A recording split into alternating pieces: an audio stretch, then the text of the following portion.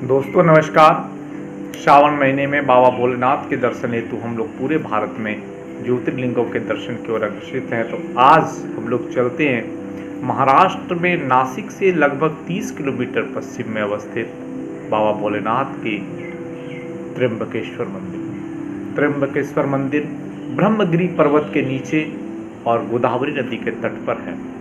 जिस प्रकार उत्तर भारत में गंगा देवतुल्य नदी मानी जाती है और राजा भगीरथ के तपस्या का परिणाम है, उसी प्रकार दक्षिण में गोदावरी नदी महर्षि गौतम की तपस्या का परिणाम है और उसे दक्षिण की गंगा या देवतुल्य नदी के नाम से जाने जाती है। दक्षिण में गोदावरी नदी को गौतमी के नाम से भी जाना जाता है, उसे गौतमी गंगा कह के पुकारा जाता है। ये आज हम लोग जानते हैं कि बाबा त्र्यंबकेश्वर और गोदावरी नदी के बीच का क्या रहस्य है।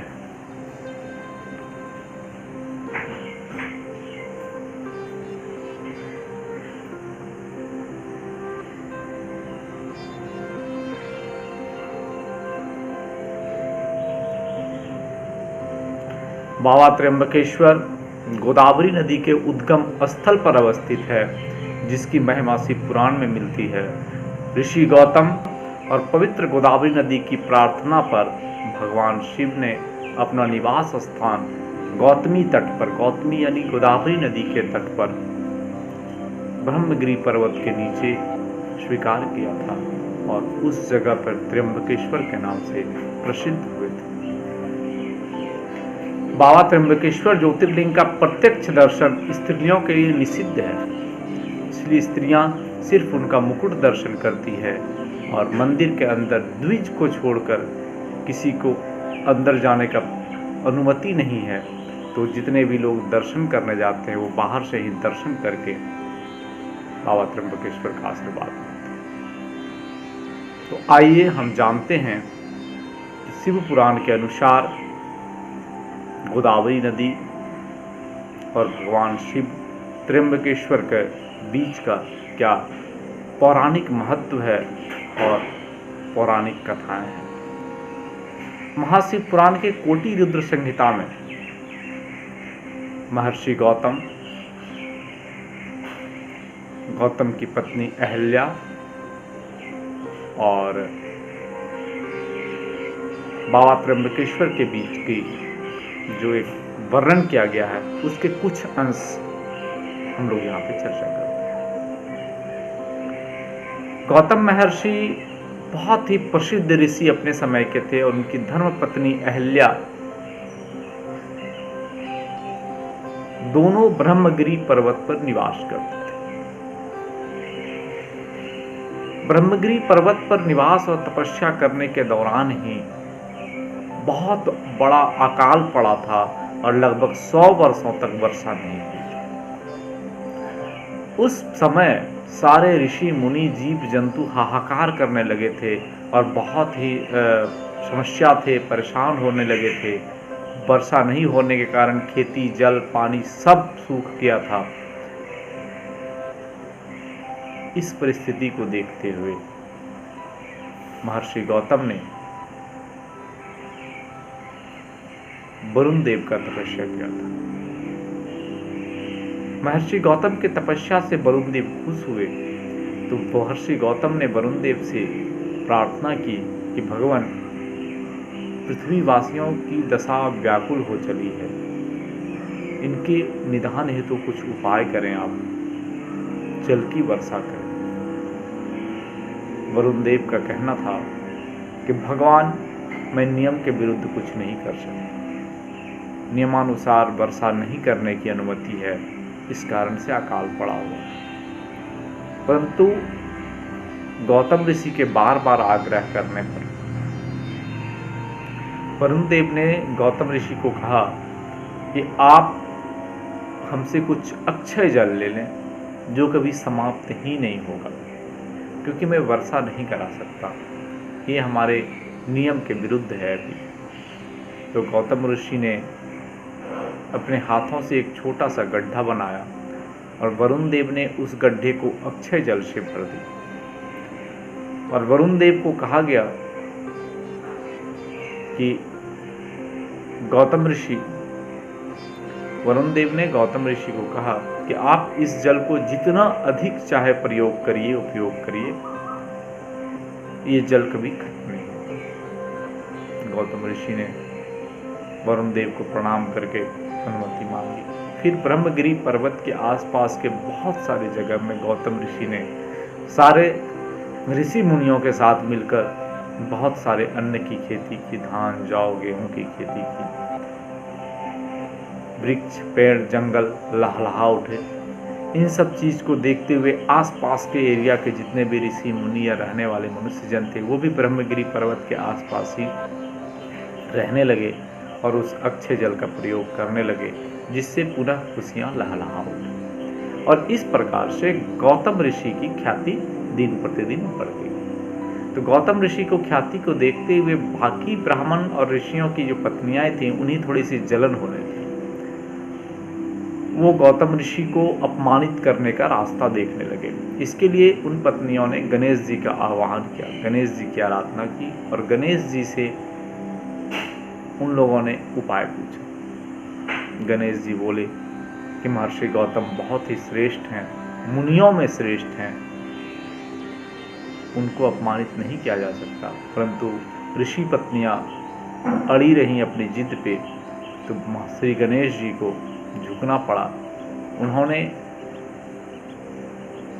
कुछ सलाह मशविरा किए और वहां से चले गए। गौतम ऋषि अपने खेतों में कुछ काम कर रहे थे, तभी उन्होंने देखा कि एक मरियल सी गाय उनके धान के खेतों को नष्ट कर रही है। गौतम ऋषि ने कुछ पुआल के टुकड़े हाथ में लेकर हल्के से उस गाय को चोट लगाई कि खेत से बाहर कर दें, परंतु ये क्या, उस हल्की सी चोट से गाय वहीं पे गिर के मर गई। और ये सारी चीजें सारी ब्राह्मण पत्नियां देख रही थी।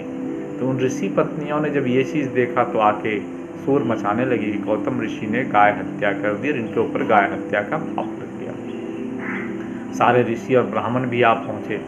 देखकर गौतम ऋषि को भला बुरा कहने लगे और उन्हें ब्रह्मगिरी पर्वत कर छोड़कर जाने के लिए विवश कर दिया। गौतम ऋषि बहुत परेशान रहे, कुछ दिनों तक इधर उधर भटकते रहे। भटकते भटकते उन्होंने शिव की स्तुति की, क्योंकि सारे ऋषि मुनियों ने उन्हें सलाह दिया था कि आपको इस गौ हत्या के पाप से भोलेनाथ ही बचा सकते हैं, उसके बाद ही आप धर्म कर्म यज्ञ कर्म कांड कर सकते हैं।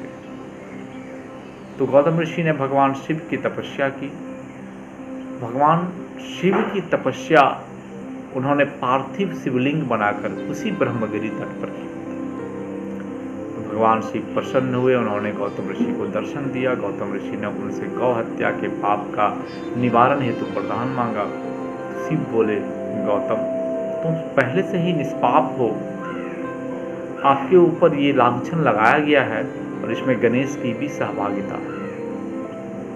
वे पापी तो वो सारे हैं जो आपको अपमानित करने के लिए ये सारे चक्रव्यूह रचे थे। आप बिल्कुल निष्पाप निष्कलंक है, आपको किसी वरदान की जरूरत नहीं है, आप कुछ और मांगो। तो गौतम ऋषि ने भगवान भोलेनाथ से आग्रह किया कि भगवान जिस प्रकार से उत्तर में आपने भगीरथी के तपस्या से प्रसन्न होकर माँ गंगा को वहाँ पे वरदान दिया, मुझे भी आपकी पूजा अर्चना है तो जल की कमी नहीं हो। इसके लिए मैं आपसे माँ गंगा का आह्वान करता हूँ कि आप भी हमारे इस ब्रह्मगिरी पर्वत पर माँ गंगा का निवास स्थान करें। शिव जी ने यथास्तु का वरदान दिया कि ठीक है, और माँ गंगा गोदावरी के नाम से ब्रह्मगिरी पर्वत पर विराजमान। परंतु माँ गंगा ने एक शर्त रखी, महर्षि गौतम आप मुझे तो रख लिए, मेरे साथ इस जगह पर देवाधिदेव महादेव को भी रखना होगा। भगवान शिव ने माँ गोदावरी को आदेश दिया था कि देवी तुम इस मुनि को पवित्र करो और वैवस्थ मनु के 28वें कलियुग तक यहीं निवास करो। गंगा ने भगवान शिव से भी प्रार्थना की कि भगवान मैं अकेली यहाँ अपना निवास बनाने में असमर्थ हूँ। यदि भगवान महेश्वर अंबिका अपने अन्य गणों के साथ यहाँ पे निवास करना स्वीकार करे और मैं नदियों में श्रेष्ठ बनूं तो इस धरातल पर रह सकती है। भगवान शिव ने गंगा की अनुरोध को स्वीकार किया और माँ देवी सहित अपने गणों सहित वहीं पे निवास करने की एक प्रयोजन बना। इसके बाद विविध देवी देवता ऋषि मुनि भी वहाँ पहुँचे। उन सभी ने आदरपूर्वक माँ गंगा, ऋषि गौतम और देवादिदेव महादेव का पूजन किया, स्तुति की और वहाँ पे सिर झुकाया। तो देवी गौतमी जो माँ गंगा है, उन्होंने सारे देवी देवताओं से आह्वान किया कि आप लोग भी हमारे साथ निवास करें। तो देवताओं ने माँ गंगा से कहा कि जब सिंह राशि पर बृहस्पति जी का पदार्पण होगा उस समय हम सभी आकर इसी जगह पर निवास करेंगे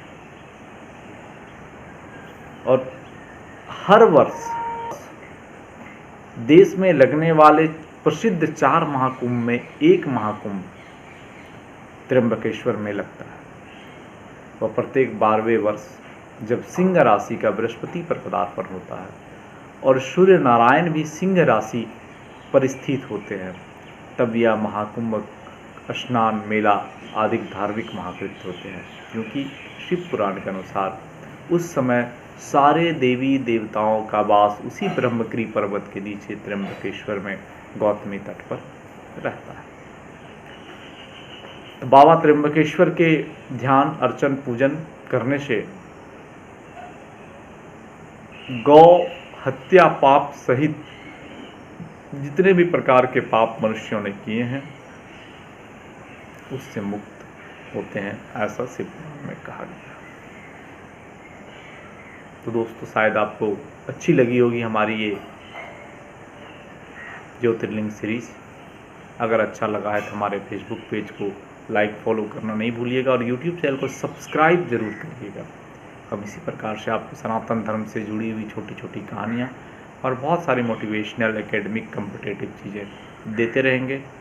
फिर मिलते हैं अगले दिन एक और कथा लेकर। तब तक के लिए धन्यवाद।